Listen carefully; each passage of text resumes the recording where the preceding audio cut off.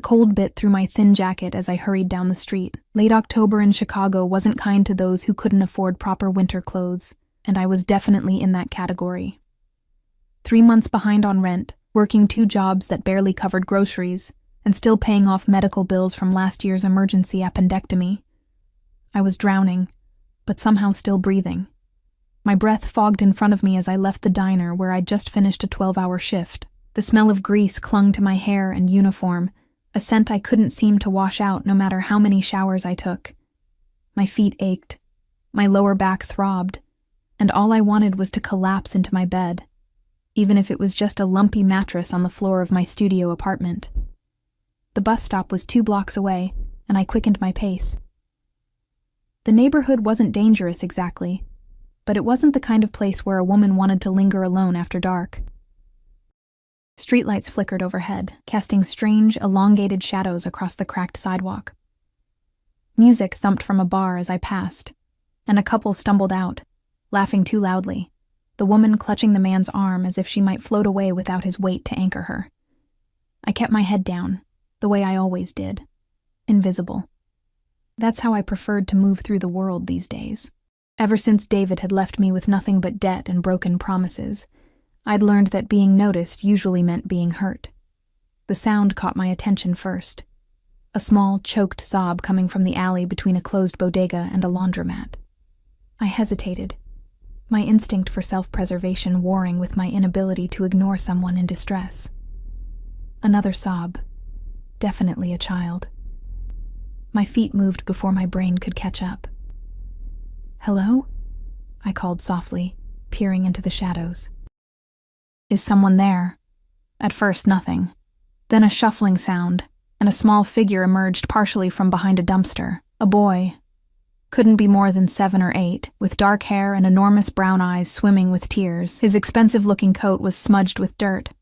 One knee of his jeans torn. "Are you okay?" I asked, crouching down to his level, but keeping enough distance not to frighten him. He shook his head, lower lip trembling. "I'm lost," he whispered, his voice accented. "Italian, maybe? I can't find my way home." "Where's your mom or dad?" I asked, looking around as if an anxious parent might materialize from the shadows. "Papa is at work. Nonna was watching me at the park, but I saw a puppy and followed it." Fresh tears spilled down his cheeks. "Now, I don't know where I am, and it's dark, and I'm scared." Something in my chest cracked open. I'd spent so long building walls around myself that I'd forgotten what it felt like to care about someone else's problems, but this was a child, a lost, frightened little boy who needed help. "My name's Ellie," I said gently. "What's yours?" "Marco?" he replied, wiping his nose with his sleeve. "Well, Marco, I'm going to help you find your way home, okay? Do you know your address or your phone number?" He nodded, reciting an address in Gold Coast, one of Chicago's wealthiest neighborhoods. This kid definitely came from money. The thought flashed through my mind that I could be walking into some kind of trap, but I dismissed it. My paranoia was getting the better of me again. "That's a bit far from here. We'll need to take a bus," I explained. "Is that okay?"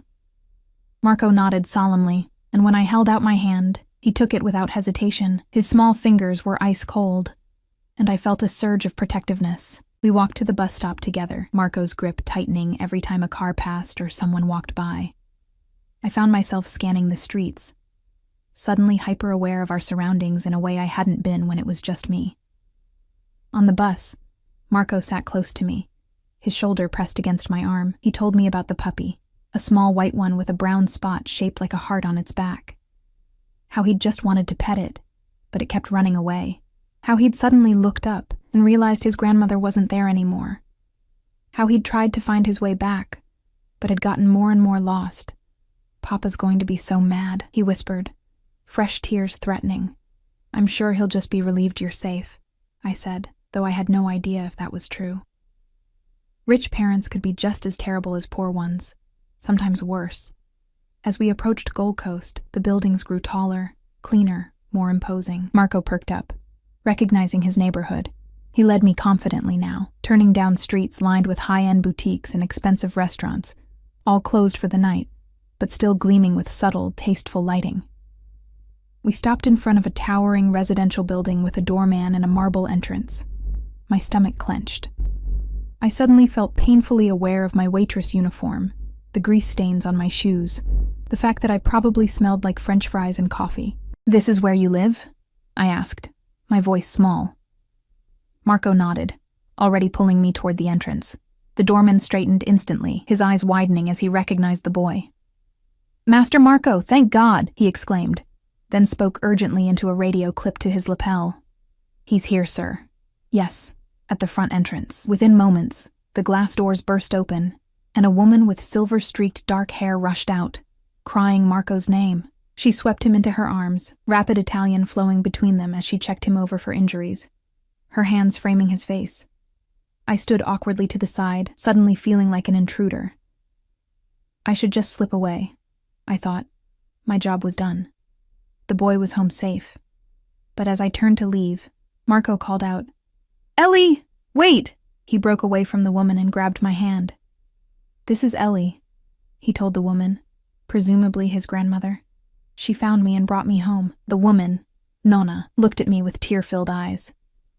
"Thank you," she said, her accent thick. "Thank you for bringing our boy home." She clutched my hands, and I noticed an enormous diamond ring on her finger that probably cost more than I'd make in 5 years. "It was no problem," I said, uncomfortable with the gratitude. "I'm glad he's safe." "You must come up," she insisted. "Alessandro will want to thank you personally." "Oh no, really, that's not necessary," I protested. "I should get home. It's late and—" But Marco was already tugging on my hand, his earlier fear replaced with childish enthusiasm. "Please, Ellie, please come up. I want to show you my room and my toys and—" "Marco!" A deep voice interrupted from the doorway. The temperature seemed to drop several degrees. I turned to see a man standing in the entrance of the building, backlit by the lobby's chandelier so that his face was in shadow. But even without seeing his features clearly, I felt the power radiating from him, in his stance, in the cut of what was obviously an extremely expensive suit, in the way both the doorman and Nonna straightened in his presence. "Papa!" Marco cried, breaking away from his grandmother to run to the man. The man crouched down, gathering Marco into his arms with a fierceness that surprised me. For a moment, just a moment, I glimpsed vulnerability in the set of his shoulders, the way his hand cradled the back of Marco's head. Then he straightened, and it was gone, replaced by something harder, colder. He stepped forward into the light, and my breath caught. He was beautiful in the way predators are beautiful, all sleek lines and dangerous grace. Dark hair swept back from a face that could have been carved from marble, sharp cheekbones, and a mouth that seemed more accustomed to giving orders than smiles, but it was his eyes that trapped me. Dark as midnight and just as fathomless, they assessed me with an intensity that made me feel like a butterfly pinned to a board. "You found my son," he said, his voice a low rumble with the barest hint of an accent. I swallowed hard. Yes. He was lost. I just helped him get home." Those eyes narrowed slightly, searching my face for something. Most people in this city would have walked right by. Or worse. I shifted uncomfortably. "I'm not most people, I guess." A ghost of a smile touched his lips. "No," he agreed quietly. "You're not." The moment stretched between us, taut as a wire. Behind him, I noticed 2 men in dark suits standing at a discreet distance, their posture alert, hands hidden inside their jackets. Security? For a residential building? It seemed excessive, but what did I know about how the ultra-wealthy lived? "Papa, can Ellie come up, please?" Marco asked, breaking the tension. The man, Alessandro, Nonna had called him, didn't take his eyes off me. "Of course. We owe Ms. Ellie," I supplied. "Ellie Foster. Ms. Foster our gratitude, and I never leave a debt unpaid." Something in the way he said it sent a shiver down my spine. "Really? It's fine. I should go." I took a step back, suddenly overwhelmed by the intensity of his gaze, by the feeling that I was standing on the edge of something I didn't fully understand. "I insist," Alessandro said, his tone making it clear it wasn't a request. "Just a coffee." to thank you properly for returning my son. I should have said no. Every instinct in my body was screaming at me to walk away, but Marco was looking up at me with those big, hopeful eyes, and I found myself nodding against my better judgment. 1 coffee, I agreed. Alessandro's smile didn't reach his eyes. Excellent.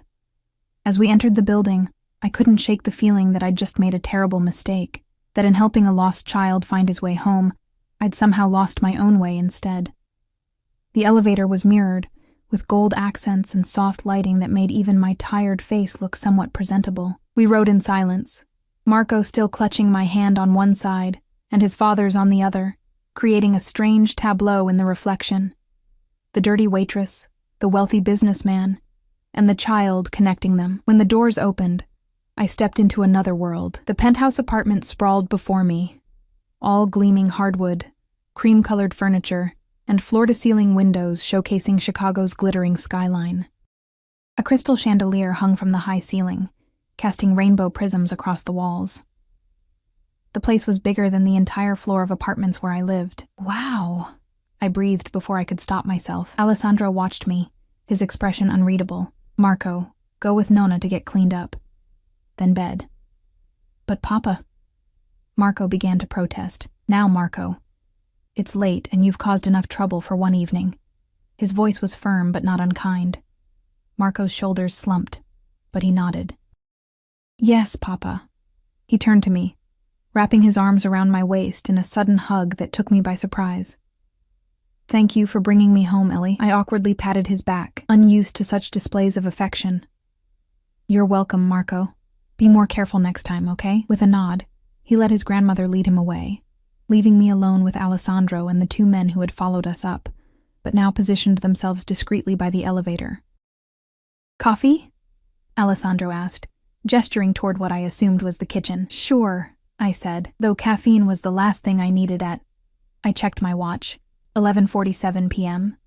I followed him through the apartment, acutely aware of the squeak of my non-slip work shoes against the polished floor.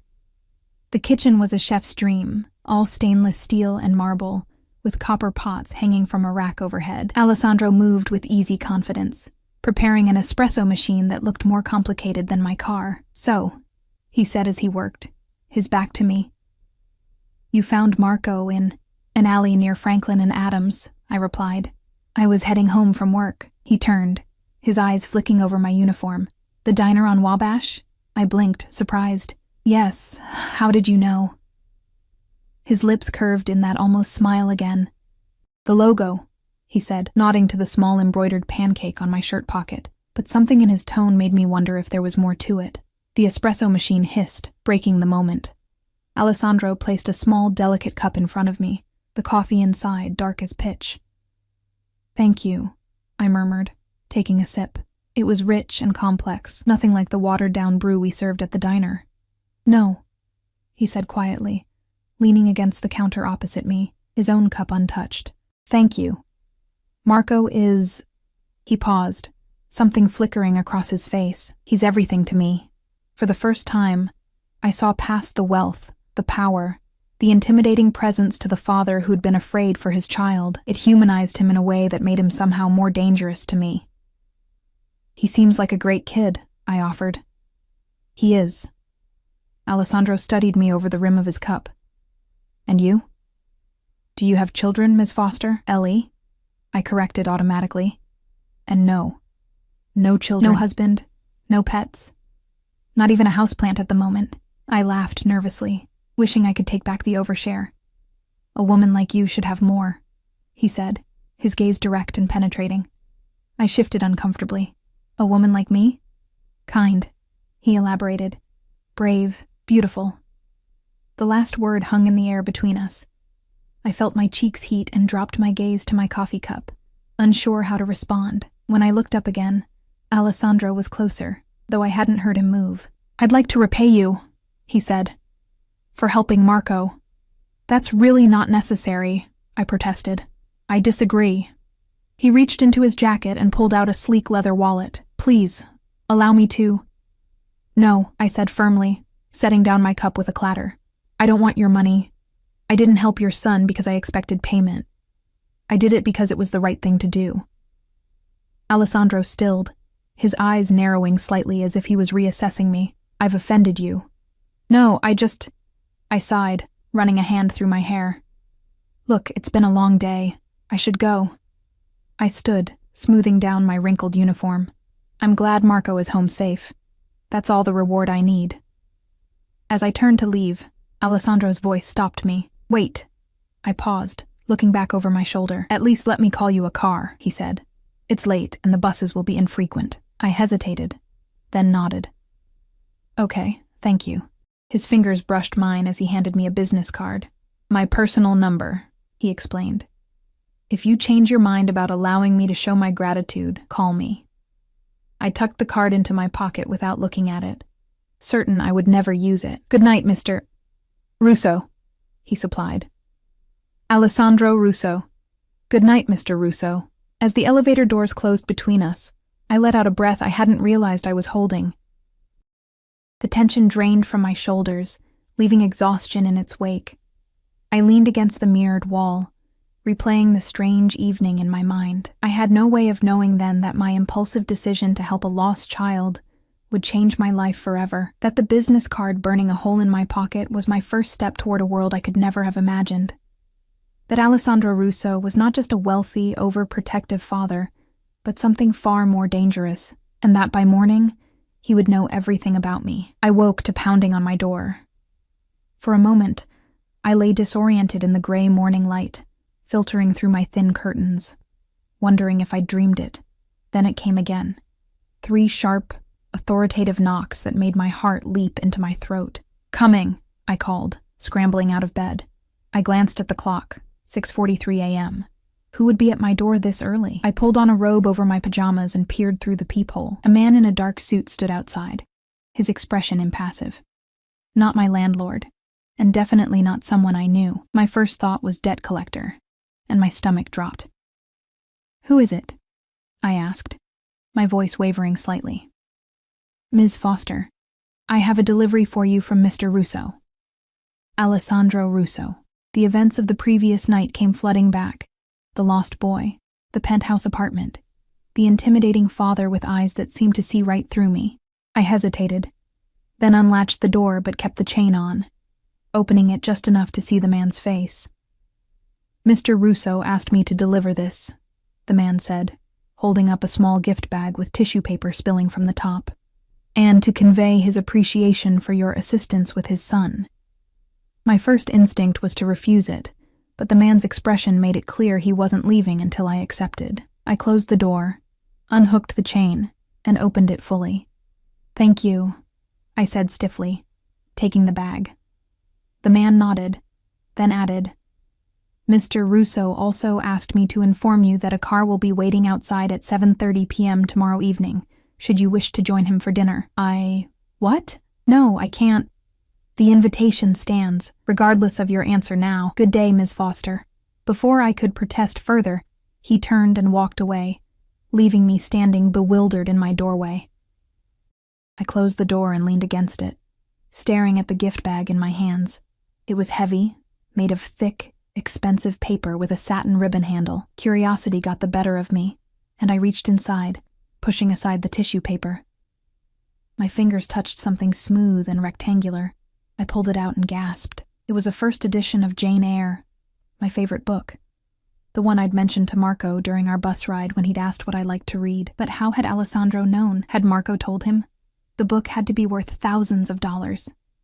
My hands trembled as I carefully opened the cover, and a small note card fell out. In elegant handwriting, it read, "A small token of appreciation for returning my most precious possession, safely, home, AR." I set the book down as if it might burn me. This wasn't just a thank you gift. It was too personal, too expensive. And how had he known where I lived? I hadn't given him my address. The thought sent a chill through me. I hurried to my tiny window and peered down at the street below. Nothing seemed out of the ordinary, just the usual morning traffic and pedestrians hurrying to work. But the feeling of being watched lingered. I set the book on my small kitchen table and got ready for my shift at the coffee shop, my morning job before the diner. As I moved through my cramped apartment, my eyes kept returning to the book, to the elegant script of the note. to the invitation that hung in the air. I should throw the book away, I thought, or sell it. God knew I could use the money, but I couldn't bring myself to do either. The day passed in a blur of coffee orders and rude customers. By the time I started my shift at the diner, exhaustion had settled deep in my bones. I moved mechanically, taking orders, delivering food, plastering on a fake smile for tips. It was during my dinner break that Meg, one of the other waitresses, slid into the booth across from me, her eyes wide. "So," she said, leaning forward conspiratorially, "when were you going to tell me?" I looked up from my cold fries, confused. "Tell you what?" She rolled her eyes. "About your secret boyfriend, obviously. The one who sent you that massive flower arrangement that just arrived." "What are you talking about? I don't have a boyfriend." Meg grabbed my arm and pulled me to the front of the diner. Sitting on the counter was the largest floral arrangement I'd ever seen. Roses, lilies, and orchids in a crystal vase that probably cost more than a week's worth of my salary. "That's not for me," I said, even as my stomach sank with the certainty that it was. "Card says Ellie Foster," the hostess confirmed, holding out a small envelope. With trembling fingers, I opened it. Inside was another elegantly handwritten note. "The invitation for dinner still stands. 7:30 p.m. tomorrow. A.R." "Well?" Meg prompted, practically bouncing with curiosity. "Who's A.R.?" "Nobody," I said quickly, tucking the card into my pocket. "Just someone I helped out." "Uh-huh," Meg said skeptically. "Nobody sends flowers like that as a thank you, Ellie." Spill, but I couldn't explain. How could I tell her that a man I'd just met, a man who radiated power and danger, who lived in a penthouse and had security guards, was pursuing me? It sounded insane even in my own head. "It's complicated," I finally said. "I helped his son last night, and he's just grateful." "His son?" Meg's eyebrows shot up. "Is he single?" "I don't know. I didn't ask." But I had noticed the absence of a wife, the absence of any female presence except the grandmother. No pictures of a mother in the parts of the apartment I'd seen. "Well, are you going?" "To the dinner," Meg pressed. I shook my head firmly. "No, it's inappropriate. I barely know him." But even as I said it, I felt a traitor whisper in the back of my mind. What if I did go? What would it be like to dine with Alessandro Russo? To be the focus of those intense dark eyes for an entire evening? Dangerous. That's what it would be. I finished my shift and headed home, the weight of the decision pressing on me. The rational part of me knew I should stay far away from Alessandro Russo. But another part, a part I'd thought long buried after David's betrayal, was curious, intrigued. The next day passed with agonizing slowness. I kept expecting more gifts, more notes, but nothing came. By the time I returned to my apartment at 6:45 p.m., I'd convinced myself that the whole thing had been some strange dream, or that Alessandro Russo had lost interest in his pursuit. I stepped into the shower, letting the hot water wash away the lingering scent of the diner. As I dried off, my eyes fell on the first edition still sitting on my table, the flowers I'd brought home from the diner now arranged in a chipped mug beside it. Before I could overthink it, I opened my closet and pulled out the one nice dress I owned, a simple black number I'd worn to my mother's funeral 2 years ago. It wasn't fancy, but it was clean and fit me well. "This is insane," I muttered to myself, as I applied mascara, a touch of blush. "You're not actually going to do this." But at 7:25 p.m., I found myself standing at the window, watching as a sleek black car pulled up outside my building.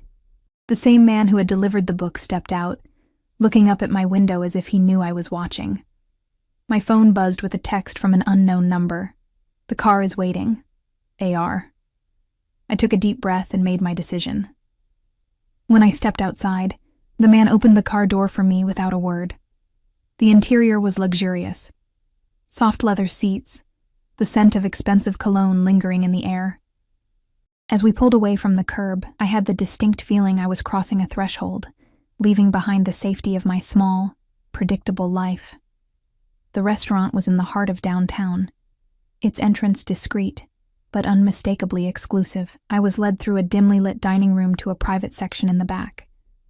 And there he was, standing as I approached, those dark eyes taking in every detail of my appearance. "You came," Alessandro said, his voice a low rumble that sent a shiver down my spine. "I was curious," I admitted, allowing him to pull out my chair. "Curious about what?" he asked, resuming his seat across from me. "About you," I thought but didn't say. Instead, I gestured vaguely, about why all this interest in a waitress who did what anyone would have done. A small smile played at the corners of his mouth. "We both know that's not true. Most people would have walked past my son. Or worse." "You have a very cynical view of humanity, Mr. Russo. Alessandro, please." He reached for the wine, pouring me a glass without asking. "And my view is not cynical, merely realistic. I've seen the worst of what people are capable of." There was something in his tone that made me pause, something hard and cold beneath the smooth exterior. Before I could respond, a waiter appeared, reciting the evening's specials in French. I felt hopelessly out of my depth. Alessandro ordered for both of us, his French flawless. When the waiter left, I raised an eyebrow at him. "I can order for myself, you know," I said, a touch of defiance in my voice.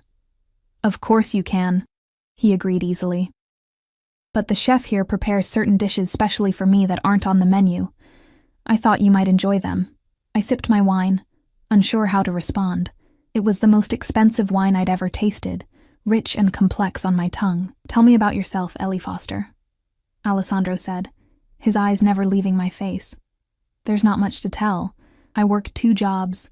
I live in a tiny apartment. I read when I can find the time." I shrugged. "I'm ordinary." "No," he said with surprising firmness. "You're not ordinary at all." He leaned forward slightly. "You have no family?" The question caught me off guard. "My mother died 2 years ago. Heart attack. My father left when I was 3. I barely remember him." "So you're alone in the world." It wasn't a question, but I nodded anyway, uncomfortable with how accurately he'd summarized my situation. "What about you?" I asked, desperate to shift the focus. Is Marco's mother?" A shadow crossed his face. "Sophia died when Marco was 2. Cancer."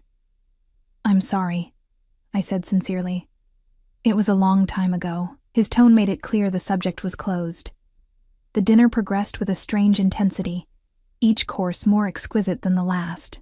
Alessandro watched me as I tasted each new dish, a peculiar satisfaction in his eyes when I couldn't suppress my pleasure at the flavors. "You should eat like this every day," he remarked, refilling my wine glass. I laughed softly. "On a waitress's salary, I'm lucky if I can afford fresh vegetables once a week. That could change," he said, his voice dropping lower. The implication hung in the air between us, unmistakable. I set down my fork, suddenly losing my appetite. "Why am I here, Alessandro? Really?" His dark eyes studied me, calculating. "Because you intrigue me. You don't know me." "I know more than you think." He took a sip of his wine. "I know you grew up in Indianapolis with a single mother who worked as a nurse. I know you got a partial scholarship to Northwestern, but dropped out in your junior year when your mother got sick.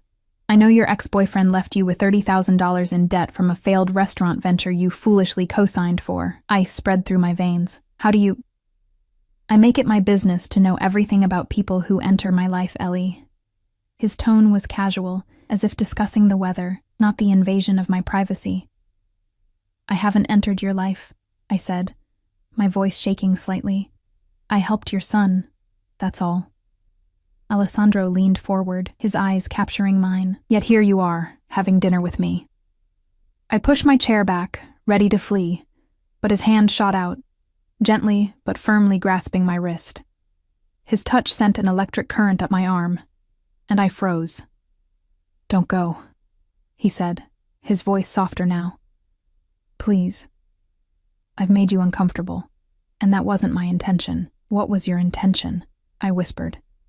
He released my wrist, sitting back. "To know you. To understand why a woman with nothing would help a child she didn't know, expecting nothing in return. It's unusual in my experience." "It's called basic human decency," I said, still on edge. A shadow of a smile touched his lips. "Perhaps that's why you fascinate me. Decency is rare in my world." "And what world is that exactly?" I asked, finally voicing the question that had been nagging at me since we met. Alessandro's expression shuddered, becoming unreadable. "I'm a businessman, Ellie. Import, export, primarily." It was clearly not the whole truth, but I didn't press. The way his security detail hovered nearby, the way the restaurant staff treated him with a mixture of deference and fear, the way he carried himself. All of it spoke of someone accustomed to power, to being obeyed without question. "I should go," I said, placing my napkin beside my plate. "Have I frightened you?" he asked, sounding genuinely curious. "Yes," I admitted. "But not for the reasons you might think." He raised an eyebrow, waiting. "I'm afraid because part of me likes this," I said, gesturing to the restaurant, the wine, him, and I know better. Men like you don't just take an interest in women like me without a reason. Alessandro studied me for a long moment. "You think I want something from you, don't you?" "Yes," he said simply. "But perhaps not what you imagine." Before I could ask what he meant, his phone buzzed. He glanced at it, his expression hardening. "I need to take this," he said, standing. "Please, finish your dessert. I'll be right back." As he walked away, speaking rapid Italian into his phone, I had the sudden urge to run, to get up and walk out of the restaurant, to disappear back into my small, safe life. But something kept me rooted to my seat. Curiosity, maybe, or something more dangerous. Alessandro returned a few minutes later, his face composed, but tension radiating from him like heat. "I apologize, but I need to cut our evening short," he said, his tone clipped. "A business matter requires my immediate attention." Relief mingled with disappointment. "Of course, I understand. The car will take you home," he said, signaling for the check without looking at it. "And Ellie?" "Yes? I'd like to see you again." It wasn't quite a question, but neither was it a command. I hesitated.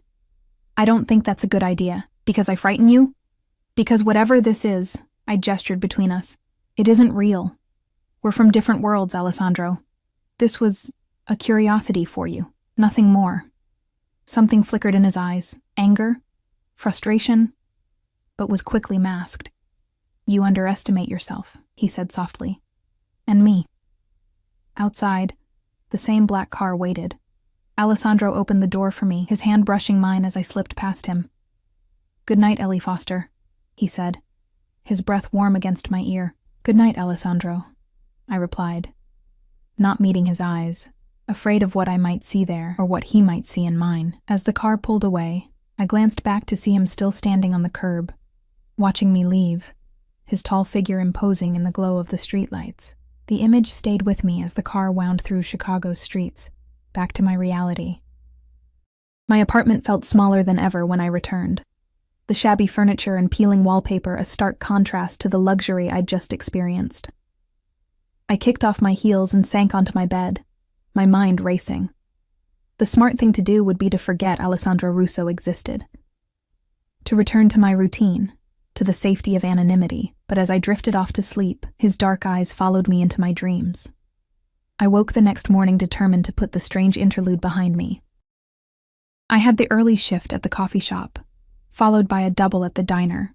No time for daydreams about mysterious businessmen. The coffee shop was busier than usual, a line stretching out the door. I moved on autopilot, taking orders, making change, forcing smiles for customers who barely looked at me.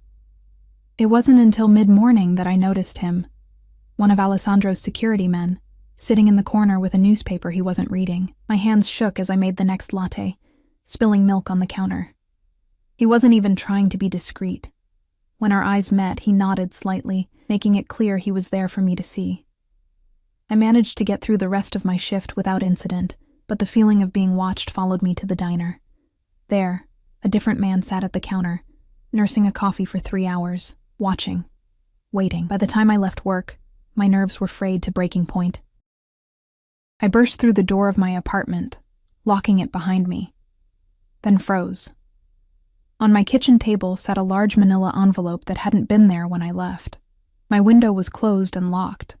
My door had shown no signs of forced entry, yet someone had been in my home. With trembling fingers, I opened the envelope. Inside was a stack of papers, bank statements, loan documents, legal forms, and a note in now familiar handwriting. Consider it erased. A.R. I sank into a chair, my legs suddenly unable to support me, as I realized what I was looking at. Every debt in my name, the student loans, the restaurant loan David had left me with, the medical bills from my mother's final illness and my own emergency surgery, all of it marked, paid in full. My phone buzzed with a text, no strings attached, an actual gift, not a debt to be repaid. A.R. I stared at the message, tears blurring my vision. The amount he'd paid off represented years of struggle for me, yet it was probably pocket change to him. The inequality of it made me feel small, helpless, but also, undeniably, relieved. Another text came through. Have dinner with me again, tomorrow. Because you want to, not because you feel obligated. I didn't respond. I couldn't. My emotions were too tangled. Gratitude warring with resentment, relief with suspicion, attraction with fear. I fell asleep with my phone clutched in my hand, no closer to an answer. The next day passed without any sign of Alessandro or his men. No texts, no gifts, no surveillance. By evening, I found myself checking my phone repeatedly, a hollow feeling in my chest that I refused to name as disappointment. At 7:15 p.m., a knock came at my door. I opened it to find Marco standing there, flanked by the ever-present security, beaming up at me. "Ellie," he exclaimed, throwing his arms around my waist. "I missed you." "Marco? What are you doing here?" I looked over his head at the security men, who remained impassive. "Papa said I could come invite you to dinner myself," Marco explained, his brown eyes, so like his father's, wide with excitement. "He said you might say yes to me even if you said no to him." I couldn't help but laugh at Alessandro's strategy. "Did he now?" Marco nodded solemnly. "He's been grumpy ever since our dinner got cut short. Nana says he's lovesick, but I think he just likes you a lot, like I do." My heart twisted at his innocent assessment. "Marco, it's complicated." "Please?" he wheedled, giving me a look that could melt stone. "Papa made the chef prepare American food tonight because he said you might be tired of fancy stuff. We're having burgers." The image of Alessandro Russo eating a burger was so incongruous that I laughed again. "Burgers, huh? With all the toppings and milkshakes!" I knelt down to Marco's level, studying his eager face. "Did your dad tell you to use your cuteness against me?" Marco grinned mischievously. "Maybe. Is it working?" Despite myself, I smiled. Maybe. 20 minutes later, I found myself back in the penthouse, this time dressed in jeans and a sweater rather than my one good dress. The formal dining room had been abandoned in favor of the kitchen, where Alessandro stood at the island, sleeves rolled up, expertly flipping burgers on a built-in grill. He looked up as we entered, and something in his expression, surprise, pleasure, relief, made my breath catch. "You came," he said, echoing his words from our first dinner. "Marco can be very persuasive," I replied, trying to keep my tone light. "Like his father," Alessandro said with the ghost of a smile. Marco bounced on his toes, looking between us. "Can I show Ellie my room now? Please, Papa." Alessandro nodded, and Marco grabbed my hand, pulling me toward the hallway. "You have to see my toys and my books and my fish tank." As I let myself be dragged away, I glanced back at Alessandro. He was watching us, a complex emotion on his face. Something tender and vulnerable that transformed his features, making him look younger, more approachable. Marco's room was exactly what you'd expect from a wealthy child, a paradise of toys, books, and technology. But what caught my eye were the photographs on his bedside table. Marco as a baby in the arms of a beautiful woman with his same dark eyes. Alessandro with his arm around her. Both of them looking radiantly happy. "Is that your mom?" I asked gently. Marco nodded, his excitement dimming slightly. "Papa says I look like her." "You do," I agreed. "She was beautiful." "Papa doesn't like to talk about her," Marco confided. "It makes him sad. But sometimes he tells me stories about her when he tucks me in at night." The image of Alessandro, the intimidating businessman, tenderly telling his son bedtime stories about his dead wife added another layer to the complex picture forming in my mind. "You're good for him," Marco said suddenly, with a child's startling perception. He smiles more when you're around. I wasn't sure how to respond to Marco's innocent observation. Before I could formulate a reply, Alessandro appeared in the doorway. "Dinner's ready," he said, his eyes moving from me to the photographs I'd been looking at. Something vulnerable flickered across his face before his expression smoothed into its usual inscrutable mask. Marco bounced off his bed. "I'm starving!" "Go wash your hands first," Alessandro instructed, and Marco darted past him toward what I assumed was his bathroom. For a moment we stood in silence, Alessandro leaning against the doorframe, watching me. "He looks like her," I said finally, nodding toward the photograph. "Yes." His voice was tight. Her eyes, her smile, she was beautiful. Alessandro nodded once, sharply. She was everything. The raw pain in those 3 words made my heart ache. Before I could respond, Marco burst back into the room, hands extended for inspection. "All clean! Can we eat now? I'm starving!" Alessandro's expression softened as he looked at his son. "Yes, Piccolo, let's eat." Dinner was surreal. Alessandro Russo, who exuded power and danger from every pore, who I suspected was involved in something far from legal, sat across from me eating a hamburger, while his son chattered about school and friends and the puppy he desperately wanted for his birthday. "You promised to think about it, Papa," Marco reminded him. "And I am thinking about it," Alessandro replied, with exaggerated patience that suggested this was a recurring conversation. "A dog is a lot of responsibility," I found myself saying. "You have to walk it and feed it and train it every single day." "I know. I'd be super responsible. I'd walk it before school and after dinner and before bed, and I'd feed it the best dog food, and I'd teach it tricks." "Please, Papa." Alessandro caught my eye over Marco's head, his lips quirking in a small smile that transformed his face, making him look younger, more accessible. My heart did a treacherous flip. "We'll see," he said, the universal parent response that wasn't quite a no. After dinner, Marco insisted on showing me his video game collection. Alessandro excused himself to take a phone call, and I found myself alone with the boy, cross-legged on his bedroom floor as he demonstrated his favorite game. "I'm really good at this one," he boasted, fingers flying over the controller. "Papa says I'm better than him, but I think he lets me win sometimes." "That's what dads do," I said with a smile. Marco's character died on screen, and he set down the controller with a sigh. "Did your dad let you win at games?" The innocent question caught me off guard. I don't really know. My dad left when I was very little." Marco's eyes widened. "He left you? Why? I don't know that either," I admitted. "I was too young to remember." "That's sad," Marco said, his face solemn. "I'd be really sad if Papa left me." "Your dad would never leave you," I assured him, touched by his concern. "He loves you more than anything." Marco nodded, accepting this as absolute truth. "He's scary sometimes when he's working, but not with me. Never with me." The casual comment sent a chill through me. Before I could probe further, Alessandro appeared in the doorway. "Bath time, Marco," he announced. Marco groaned but stood obediently. "Will you still be here when I'm done, Ellie?" I glanced at Alessandro, uncertain. "Ellie and I will be talking in the living room," Alessandro said. "You can say goodnight before bed." Satisfied, Marco disappeared into the bathroom. Alessandro turned to me. "Join me for a drink?" I nodded, following him back to the living room. The lights of Chicago glittered through the floor-to-ceiling windows, a carpet of stars beneath us.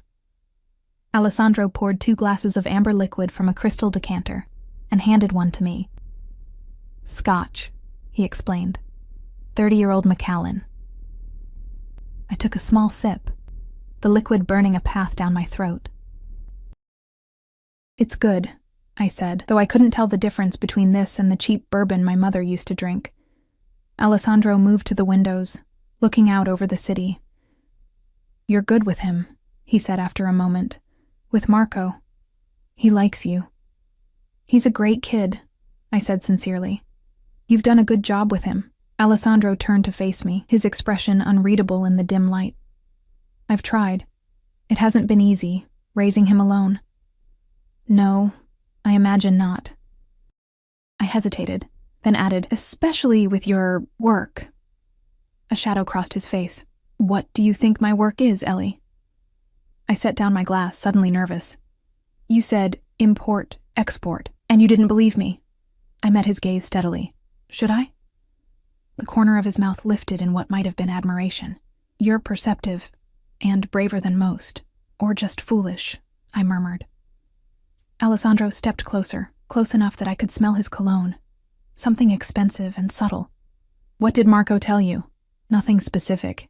Just that you can be scary when you're working. He nodded, as if this confirmed something. I've tried to shield him from that side of my life. What side is that exactly? Alessandro studied me for a long moment, as if deciding how much to reveal. I'm what you might call a problem solver, he said finally.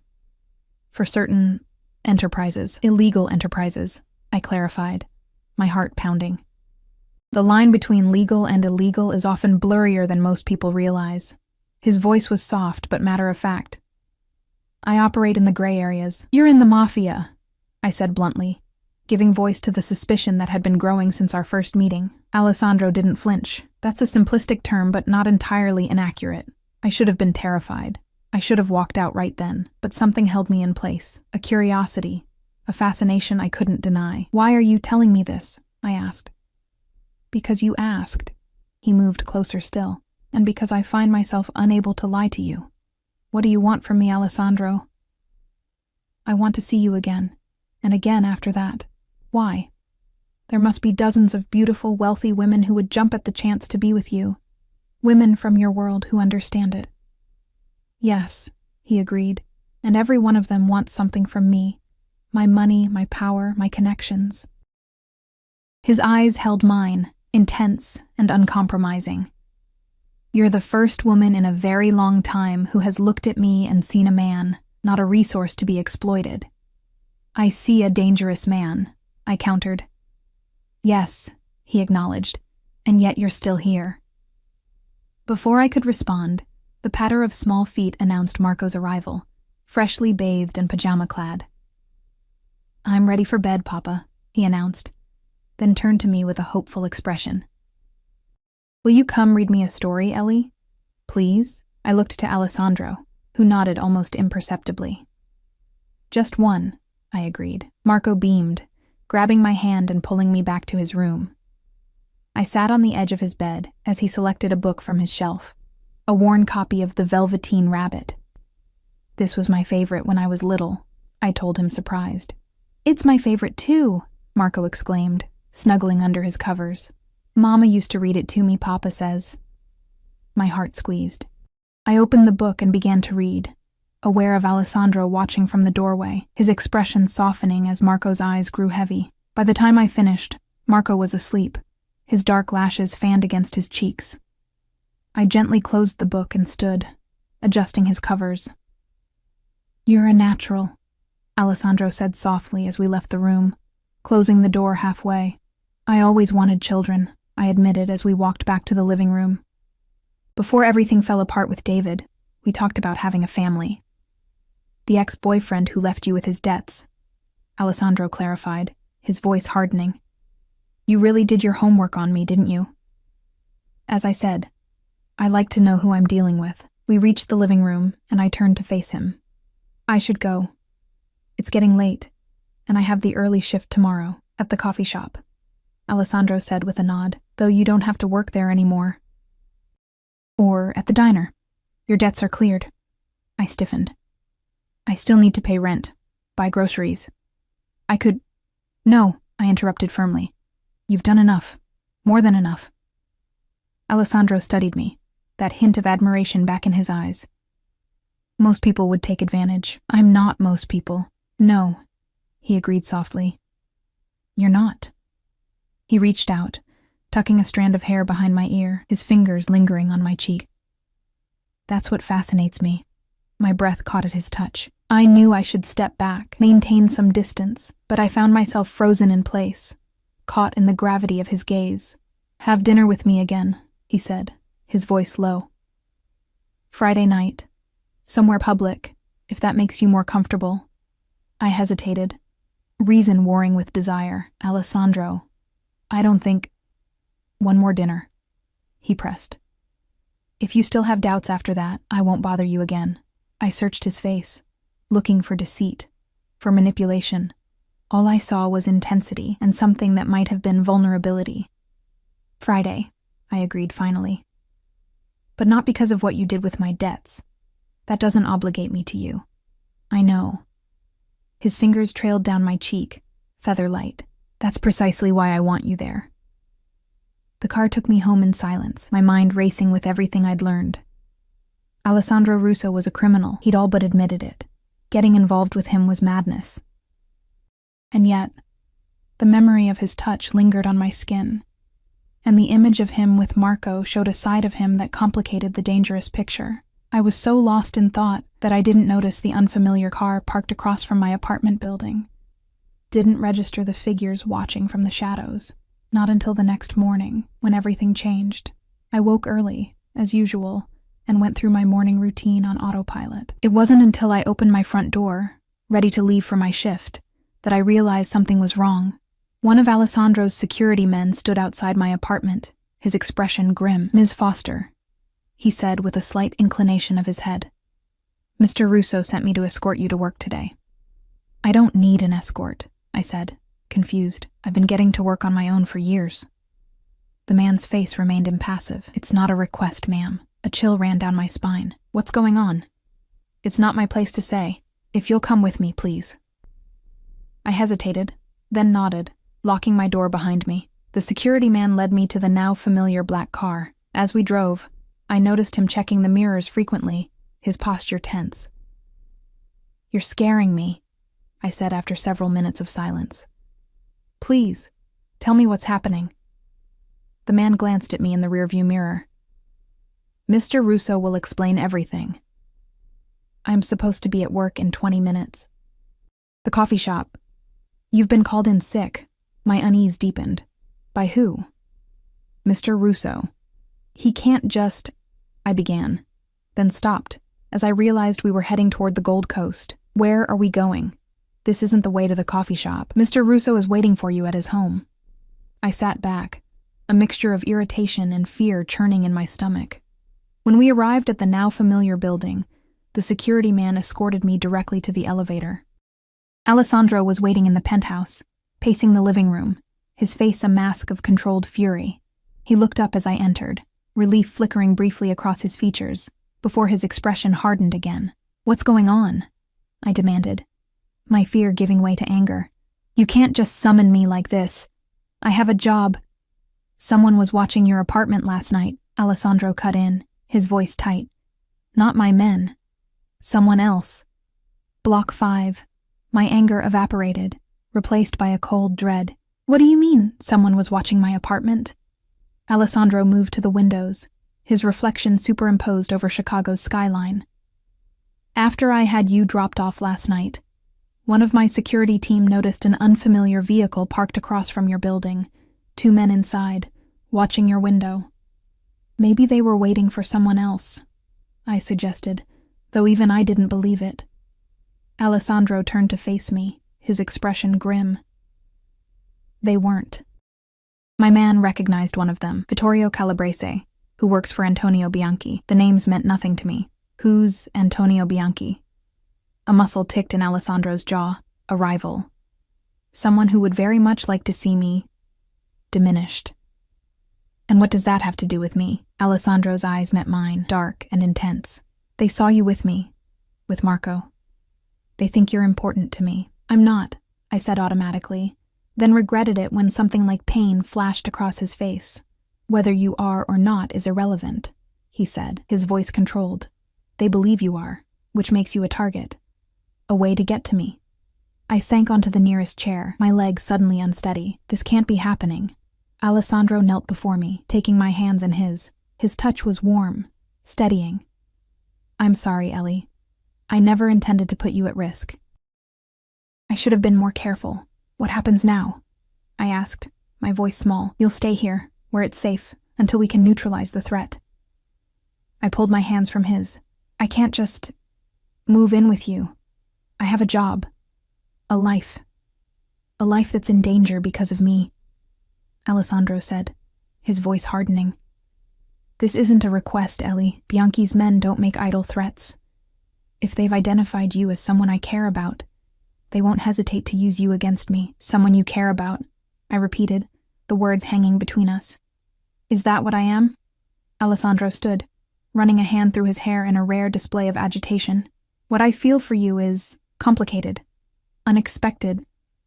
He met my eyes again. But yes, I care about you. More than I should, perhaps. I felt as if the ground was shifting beneath me. I barely know you, yet here you are, he said softly. Before I could respond, his phone buzzed. He checked it, his expression darkening. I have business to attend to. Marco is at school, secure, with extra guards. My housekeeper, Mrs. Rossi, will show you to a guest room. Please make yourself comfortable. We'll talk more this evening. With that, he was gone, leaving me alone with my churning thoughts and a growing sense that my life had veered irrevocably off course. Mrs. Rossi, a plump, motherly Italian woman with sharp eyes that missed nothing, showed me to a guest suite larger than my entire apartment. She provided fresh clothes. How Alessandro had guessed my size so accurately, I didn't want to know, and assured me that she was available if I needed anything. Left alone, I paced the luxurious room, feeling like a prisoner despite the gilded cage. I tried calling my manager at the coffee shop to explain my absence, only to be told that Mr. Russo's assistant had already arranged for me to take a week of paid leave for family emergency. The same was true for the diner. My life was being rearranged without my consent, and the powerlessness of it made me seethe. By the time Alessandro returned that evening, my fear had crystallized into anger. He found me in the living room, staring out at the city lights, arms crossed defensively. You had no right, I said without turning around. No right to make decisions about my life. I heard him sigh behind me. You're right. I should have consulted you, but I needed to act quickly to ensure your safety. My safety, I repeated, finally facing him. From a threat I wouldn't even be facing if I hadn't helped Marco that night. Alessandro flinched slightly, and I immediately regretted my words. I'm sorry, I said, deflating. I don't regret helping Marco. I could never regret that. I'm scared, Alessandro. This is your world, not mine. I don't know how to navigate it. His expression softened. I know. And I'm sorry you've been pulled into it. He moved closer, cautiously, as if approaching a wild animal. I've spoken with my security team. The situation is complicated, but manageable. Bianchi is making a play for territory that has belonged to my family for generations. Using you would be a leverage point. Using me how? I asked, though I wasn't sure I wanted to know the answer. Alessandro's expression darkened. Bianchi is not known for his subtlety or mercy. He would hurt you to hurt me. A chill ran down my spine. And what would you do if he hurt me? Alessandro's eyes met mine, and in them I saw something cold and deadly. Everything necessary to ensure he never hurt anyone again. The casual way he spoke of violence should have terrified me. Instead, I felt a perverse sense of security in his ruthlessness, a certainty that he would indeed protect what was his.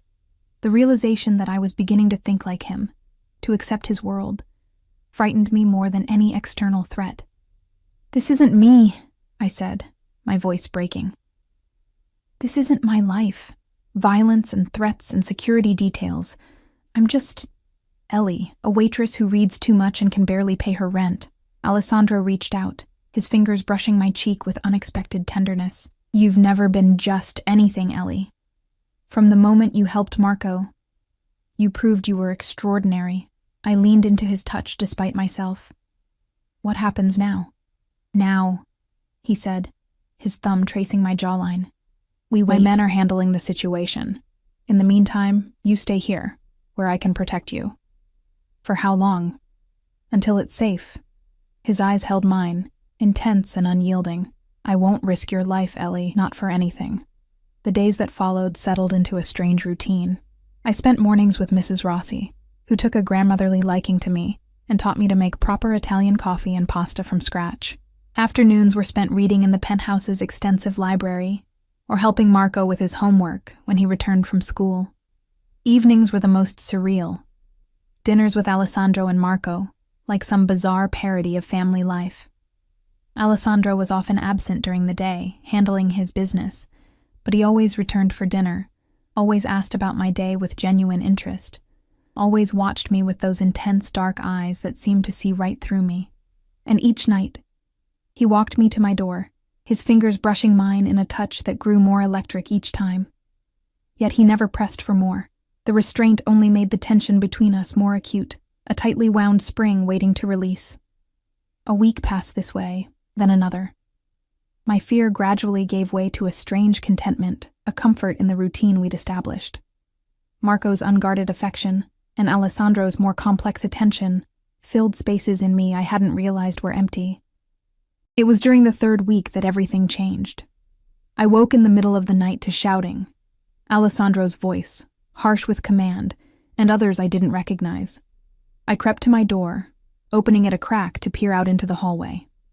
Alessandro stood at the end of the corridor, his back to me, speaking rapidly in Italian to two of his security men.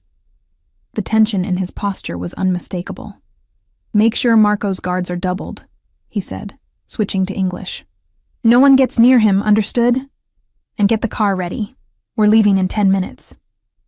The men nodded and hurried away. Alessandro turned, and I quickly closed my door, but not before he saw me. A soft knock came moments later. I opened the door to find him standing there, his face a mask of controlled fury. "What's happening?" I asked, clutching my robe tighter around me. "Bianchi has made his move," Alessandro said, his voice tight. "I need to handle it personally." Fear clutched at my heart. "Is it dangerous?" The ghost of a smile touched his lips. "Everything in my life is dangerous, Ellie." He reached out, his fingers brushing a strand of hair from my face. "Stay with Marco. Mrs. Rossi will be with you both. Extra security is already in place." "Alessandro," I said, catching his hand before he could withdraw it. "Be careful." Something flared in his eyes, surprise, warmth, desire. "I will." He leaned forward, his lips brushing my forehead in a touch so gentle it made my heart ache. Then he was gone, leaving only the lingering warmth of his touch and the scent of his cologne. I didn't sleep the rest of the night. Neither did Marco, who appeared at my door an hour later, frightened by the unusual activity in the penthouse. I let him crawl into bed beside me, his small body curled trustingly against mine as I read to him until his breathing finally evened out in sleep. Morning came with no word from Alessandro. Then afternoon. By evening, even Mrs. Rossi's reassuring smile seemed strained. When Marco asked for the third time when his father would be home, I saw real worry flash across her weathered face. "Soon, Piccolo," she said, ruffling his hair. Soon. It was past midnight when we finally heard the elevator doors open. Marco had long since been put to bed, and I sat alone in the living room, unable to sleep, a book open but unread in my lap. I looked up as Alessandro entered, and my heart stuttered. He was alive, but barely looked it. Blood stained his once immaculate shirt. A cut above his eye was hastily bandaged, and he moved with the careful precision of someone managing significant pain. "My God," I breathed, rushing to his side. "What happened? Should I call a doctor?" "It's done," he said, his voice rough with exhaustion. "Bianchi won't be a problem anymore." I didn't ask what that meant. I didn't want to know. "You're hurt," I said instead, guiding him to the couch. "I've had worse." His eyes never left my face, drinking me in as if memorizing every feature. "You stayed." "Of course I stayed. Marco needed me." I hesitated, then added softly, "I was worried about you." Alessandro reached out, his hand finding mine. "I've been thinking about what you said, about this not being your life, your world." His thumb traced circles on my palm, sending shivers up my arm. "You were right. I had no right to drag you into this." A hollow feeling opened in my chest. "What are you saying?" "I'm saying you're free to go. Bianchi is no longer a threat. You can return to your life, your jobs. I'll make sure you're taken care of financially, but you don't have to stay here, with us, with me." He was offering me what I'd wanted from the beginning, my freedom, my normal life back. So why did it feel like he was tearing something essential from me? "And if I want to stay?" I asked, my voice barely audible. Alessandro went still, his eyes searching mine. Do you? I thought of my tiny apartment, my exhausting jobs, the loneliness that had been my constant companion since my mother died. Then I thought of Marco's laughter, Mrs. Rossi's warmth, the way Alessandro looked at me as if I were precious beyond measure. I don't know what this is between us, I said honestly. It's fast and complicated and probably insane. You're dangerous, Alessandro. Your life is dangerous. But these weeks with you and Marco, I've felt more alive, more myself, than I have in years. Alessandro's hand tightened on mine. I can't promise you safety, Ellie. Not completely. My world will always have risks, I know. But I can promise you this, he continued, his voice dropping to a fierce whisper. As long as I breathe, I will protect you. You and Marco are everything to me now. He pulled me toward him, his free hand cupping my face with exquisite tenderness. Stay, he murmured. Not as a guest, not out of obligation. Stay because you want to. In answer, I closed the distance between us, my lips finding his. The kiss was gentle at first, a question, then deepened into something more urgent, more demanding. I felt the barriers I'd built around my heart crumble, swept away by the tide of emotion I could no longer deny. When we finally broke apart, both breathless, Alessandro rested his forehead against mine. Is that a yes? He asked, a smile in his voice. Yes, I whispered, I'll stay. 6 months later, Marco got his puppy, a white terrier with a heart-shaped brown spot on its back, just like the one that had led him to get lost that fateful night. We named her Destiny, which made Alessandro roll his eyes but smile that rare, genuine smile that still made my heart race. Our life wasn't perfect. Alessandro's business still took him away sometimes, still put him in danger that made me sick with worry. But he was making changes, gradually shifting toward legitimate enterprises, building something that could one day be Marco's legacy, without the shadows that had defined his own inheritance. And on quiet evenings, when Marco was asleep and the city twinkled below us, Alessandro would hold me close and whisper promises against my skin, of love, of protection, of a future I never could have imagined that cold October night when I heard a child crying in an alley. I had helped a lost boy find his home, never knowing his father was a ruthless mafia boss. Now, against all odds, I had found my home too, with them.